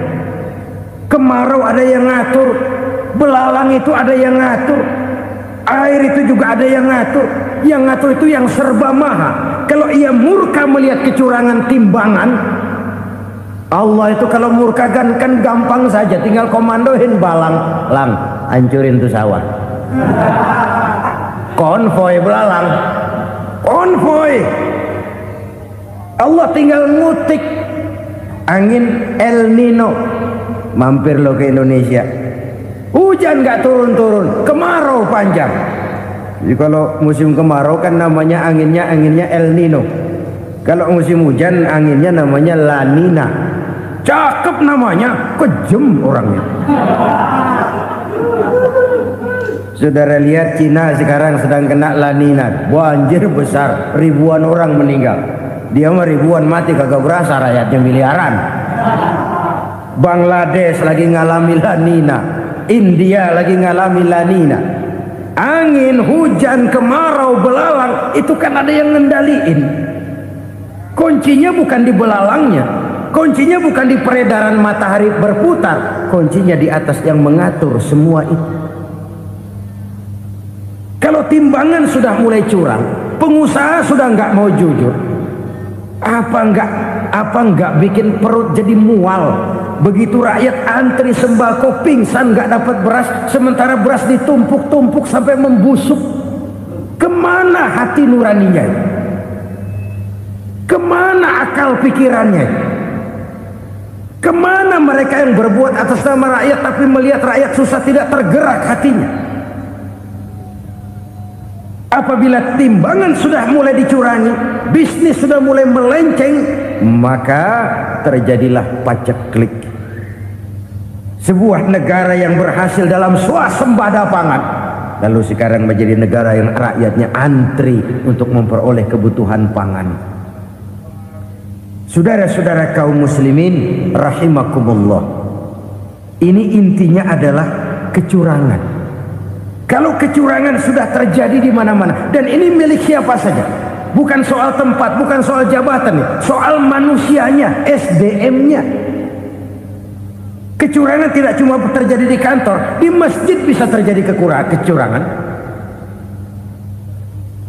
Korupsi tidak hanya bisa terjadi di kantor, di madrasah bisa ada korupsi. Faktor manusianya, ini soal SDM. Kecurangan yang besar tentu besar lagi kerugiannya.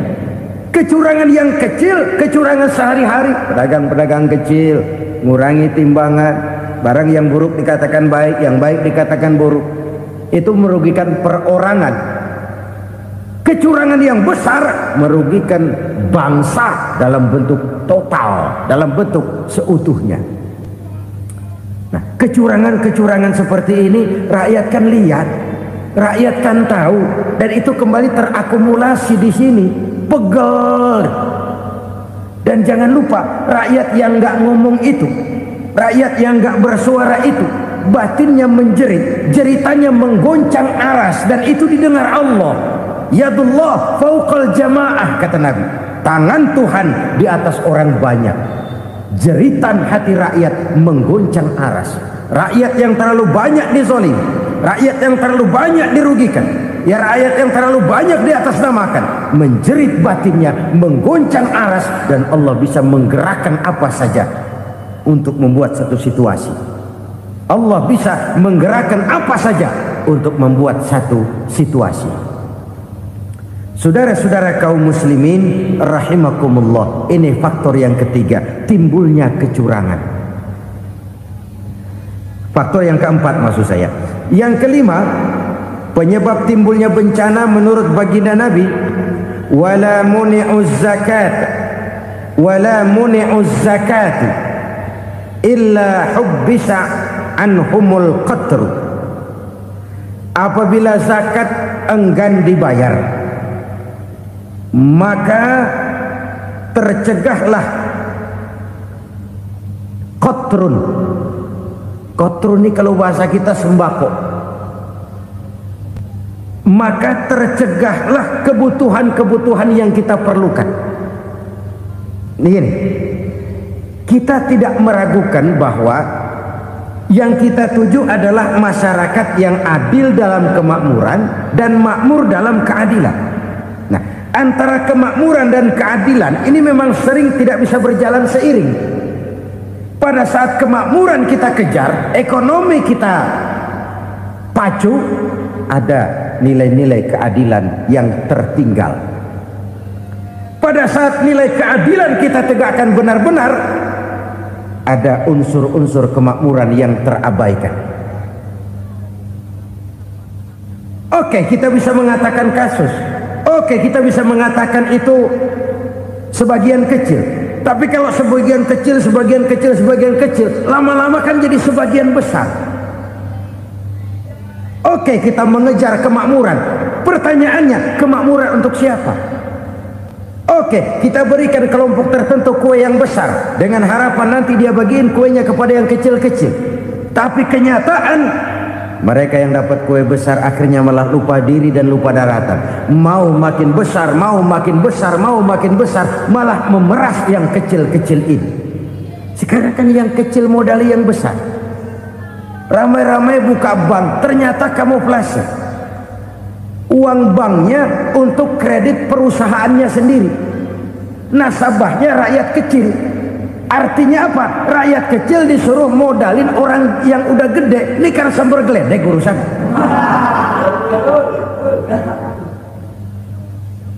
Ini kan permainan apa lagi? Rakyat kecil suruh modali yang gede, nasabahnya rakyat kecil, kumpulkan uangnya di bank, kucurkan kredit kepada perusahaannya sendiri. Bukankah itu rakyat kecil suruh modali yang gede? Sudah begitu kejamkah kita untuk meraih keuntungan dengan mengorbankan orang kecil ini? Sudah tidak bicara lagi kah nurani kita melihat penderitaan orang yang semakin susah ini? Kalau zakat enggan dibayar, padahal zakat 2,5% saja, 2,5% saja. Kalau itu pun enggan, kalau zakat saja enggan, bagaimana pula yang namanya sedekah, bagaimana pula yang namanya infak, bagaimana pula yang namanya santunan, bantuan. Kadang-kadang lipstick nyumbang si nyumbang, cuman nyolongnya lebih gede. Ini namanya sumbangan lipstick. Buat lipstick itu kan buat ngumpetin bibir pucat. Itu fungsi utama lipstick. Buat ngumpetin korupsinya, nyumbang kegiatan-kegiatan sosial, tapi yang dia korup lebih gede dari yang dia sumbangin. Lipstick kamuflase, nepu kata anak sekarang.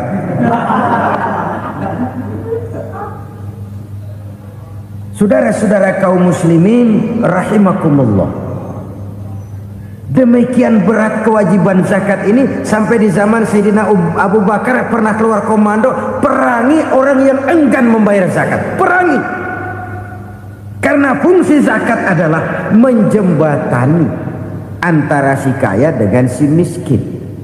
Bahwa ada kemiskinan itu Qur'ani. Allah menyatakan, aku melebihkan rezeki sebagian kamu dari yang lain. Ini kan kesenjangan. Allah melebihkan rezeki sebagian kamu dari yang lain. Ada itu. Tetapi itu berjalan secara nature. Nah, kalau direkayasa, yang kaya semakin kaya, yang miskin semakin terpuruk, yang sudah besar dapat proyek besar, yang kecil dapat tetelan. Ini kan rekayasa namanya. Kesenjangan yang direkayasa ini yang kita harus kikis. Nah, fungsi zakat menjembatani dari sisi sosial. Dari sisi pribadi, Nabi berpesan, zakku amwalakum biz zakat. Bersihkan hartamu dengan zakat. Sekarang ada istilah nyuci uang. Uang hasil korupsi itu bisa dicuci, dijadikan uang bersih. Bukan pakai rinso, bukan. Pakai politiknya koruptor, diolah sedemikian rupa sehingga jadi uang resmi. Sudah memutik, itu termasuk yang disebut kejahatan kerah putih, white collar crime, kejahatan kerah putih. kejahatan pakai dasi, kejahatan kelas kakap. Makanya orang mendingan goblok kagak bener daripada pinter kagak bener. Goblok kagak bener itu gampang ngurusinnya, pinter kagak bener ini yang berabe bener ngurusinnya.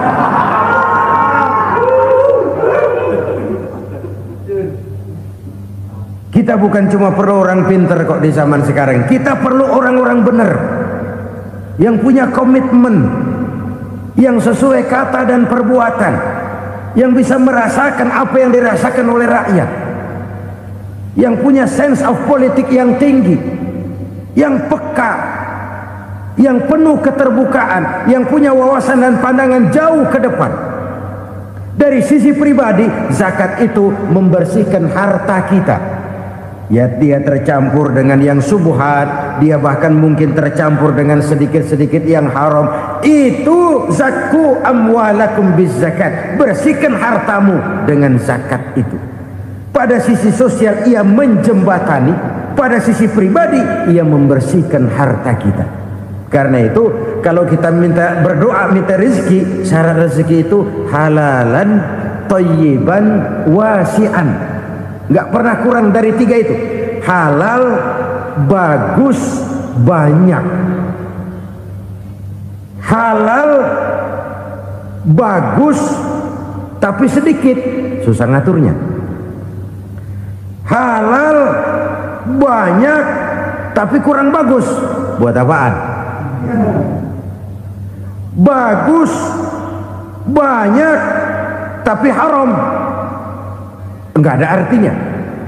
Sebab kata Imamul Ghazali, kalau kau terlalu suka memakan makanan yang haram, dikunyah masuk ke dalam perut besar, digiling oleh perut besar, menghasilkan energi, menggerakkan sel-sel pembuluh saraf, kau juga akan cenderung berpikir yang haram.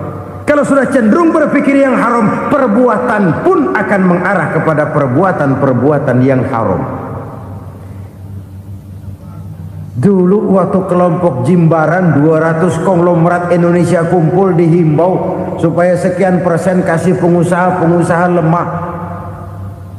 Itu kan cuma sekedar belas kasihan, tidak banyak menolong keadaan. Dan bukan itu yang diperlukan pengusaha-pengusaha kecil. Yang diperlukan adalah berikan kami kesempatan seperti mereka dapat kesempatan. Berikan kami peluang seperti mereka juga dikasih peluang.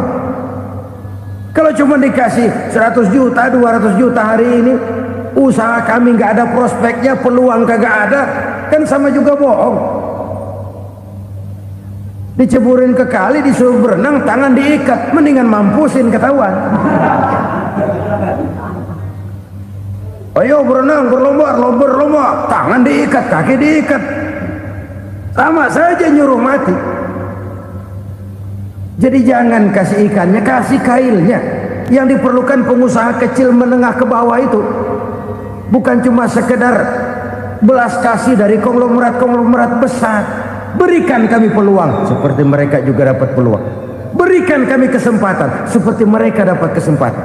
Berikan kami kredit dengan kemudahan seperti mereka juga kalau minta kredit begitu mudahnya. Menciptakan peluang dan kesempatan, pemerataan, bukan menciptakan manusia Indonesia dengan standar ekonomi yang sama. Semua rumahnya harus sama, semua punya mobil. Itu sih kebersamaan bebek. Bebek, coba lihat bebek, satu ngalor semua, satu ngidul semua. Kebersamaan bukan itu. Kebersamaan adalah menciptakan peluang. Kalau yang kaya bisa semakin kaya, kenapa yang miskin tidak bisa ikut naik jadi sedikit kaya? Kalau pengusaha yang sudah kuat bisa bertambah menjadi kuat dengan proyek mega proyek, kenapa yang menengah tidak bisa ikut menjadi kuat?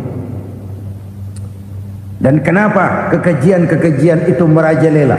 Kita dengar lewat berita-berita PLN tekor, PLN utang. Kenapa? Dia beli listrik dari swasta yang belinya lebih mahal daripada penjualannya. Artinya dia beli itu listrik dari perusahaan listrik swasta, dia jual kepada rakyat lagi. Harga jualnya lebih murah daripada dia beli kepada swasta. Kenapa? Ada tekanan lagi tuh. Biasa siklus lagi. Hukum Boyle. Atas neken, paling bawah gepeng. Ya kita nih rakyat kecil, emang nasibnya gepeng-gepeng terus. Saudara-saudara kaum muslimin rahimakumullah, dari 5 penyebab bencana ini kita ambil kesimpulan untuk sebuah renungan dan introspeksi kita bersama. Pertama, mengingkari janji, padahal janji itu yang lebih tinggi nilainya adalah di hadapan Allah Subhanahu wa ta'ala. Baik wakil-wakil rakyat di parlemen maupun pemimpin-pemimpin rakyat di dalam kabinet, apabila memangku suatu jabatan, selalu mereka mengawali dengan sumpah, dan sumpah itu dimulai dengan demi Allah. Sadarkah kita pada saat itu kita ucapkan bahwa kita sudah mempertaruhkan Allah untuk jabatan yang kita pegang?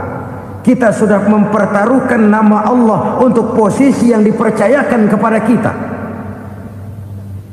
Sadarkah kita bahwa menyia-nyiakan itu satu dosa yang sangat besar, yang tidak hanya kepada Allah tetapi juga kepada rakyat yang kita wakili, kepada rakyat yang kita pimpin.